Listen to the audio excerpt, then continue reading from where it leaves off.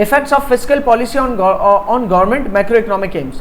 Government के जो macro economic objectives होते हैं उसके ऊपर फिस्कल पॉलिसी का क्या इम्पैक्ट है, इकोनॉमिक ग्रोथ के ऊपर क्या इम्पैक्ट है, इन्फ्लेशन के ऊपर क्या इम्पैक्ट है। तो अगर एक्सपेंशनरी फिस्कल पॉलिसी है तो हर इकोनॉमिक ऑब्जेक्टिव पे क्या क्या इम्पैक्ट है, अगर कॉन्ट्रैक्शनरी फिस्कल पॉलिसी है तो हर इकोनॉमिक ऑब्जेक्टिव पे क्या क्या इम्पैक्ट है। एक्सपेंशनरी फिस्कल पॉलिसी जहां लिखा है ना वहां सबसे पहले आपने क्या लिख कर देना है, सबसे पहले तो आप यहां पर ना एरोज बना देना भले तो कि एक्सपेंशनरी फिस्कल पॉलिसी का मतलब ये कि टैक्सेस अप, ठीक है ना, टैक्सेस ऊपर चले जाएं और स्पेंड सॉरी उल्टा बोल रहा हूँ, टैक्सेस नीचे डाउन चले जाएं और स्पेंडिंग ऊपर चली जाए। ये होती है एक्सपेंशनरी फिस्कल पॉलिसी कि गवर्नमेंट पब्लिक वेलफेयर में स्पेंड करना शुरू हो जाए ज़्यादा और टैक्स कलेक्ट करना कम हो जाए, तो एक्सपेंशनरी पॉलिसी है।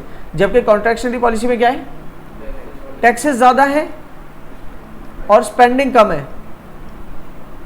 सही है, दोनों का एक साथ होना जरूरी है। सिर्फ टैक्स बढ़ा रही है गवर्नमेंट तो ये कॉन्ट्रैक्शनरी स्टेप लिया गवर्नमेंट ने, और स्पेंडिंग बढ़ा रही है तो ये एक्सपेंशनरी स्टेप लिया। ऐसा भी कर सकते हैं गवर्नमेंट, टैक्स बढ़ा दी और स्पेंडिंग भी बढ़ा दी, उमूमन यही होता है। तो एक स्टेप कॉन्ट्रैक्शनरी, एक स्टेप जो है वो एक्सपेंशनरी फिस्कल पॉलिसी वाला है। क्लियर? अच्छा जी, तो गवर्नमेंट के अलग अलग मैक्रो इकोनॉमिक एम्स जो पीछे भी देख लिए उन सबको अब फिस्कल पॉलिसी की नज़र से देखना है। ठीक है।